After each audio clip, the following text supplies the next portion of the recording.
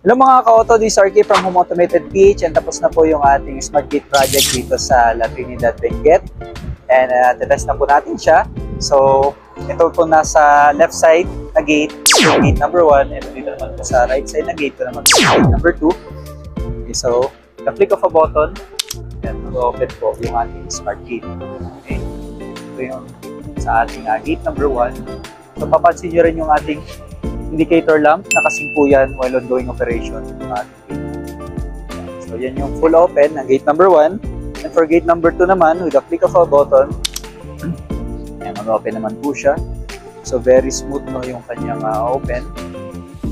Yung signs po na well calibrated yung ating gate and well aligned. Okay, so meron din siyang corresponding flashing lamp dito sa right side. Okay, so yan po yung kanilang full open, and for full close naman, pwede rin siyang pagsabayin. So, gate number 1 and gate number 2.